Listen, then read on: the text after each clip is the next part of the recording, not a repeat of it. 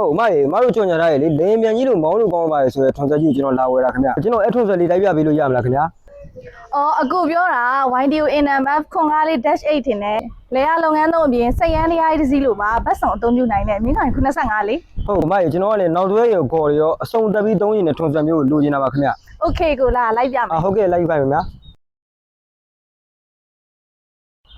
ဒီမှာလေးအခုပြောရလဲထွန်ဆက်ကြီးဒီလိုဆက်ကြည့်လားဗျဟုတ်ပြီဗျာကျွန်တော်လိုချင်တာတို့ဒီလိုဆက်မျိုးပဲဗျာ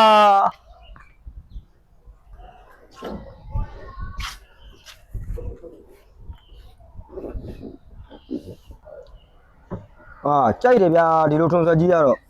ဂီယာကဟောဗျဂီယာရှေ့ဂီယာ12ချက်နောက်ဂီယာ12ချက်သုံးလို့ရတယ်လေဒီမှာ main ဂီယာ1 2 3 4ဒါက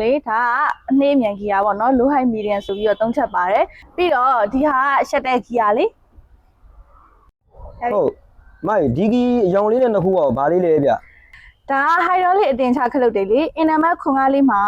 hydraulic စနစ်နှစ်ခုကိုတပြိုင်နက်တည်းအသုံးပြုလို့ရတယ်ရှေ့မှာဆိုလို့ရှိရင်ဒါမြေတွန်းခေါ်တို့မြောက်ခေါ်တို့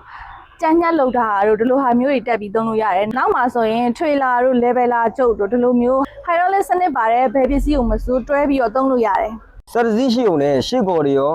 နောက် hydraulic တွေကိုတပြိုင်နက်အသုံးပြုလို့ရတယ်ပေါ့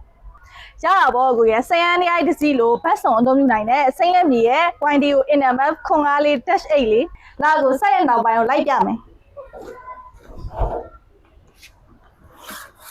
နောက်ပိုင်း hydraulic ကလည်းဆလင်ဒါဘုံးစနစ်နဲ့လာ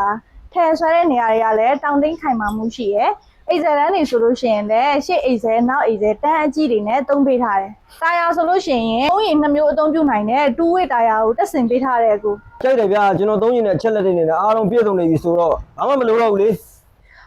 လိုသေးတာပေါ့အကူကလည်းဘာလိုနေတာတော့ဗျာဘောင်းချဖွင့်ဖို့လေမြေကိုညင်သာစွာခွဲလို့အနာဂတ်မျိုးစေကျဲလို့ YTOXK ရဲ့ကျေးဇူးနဲ့အထွတ်နှုံတွေတိုးပြီလေ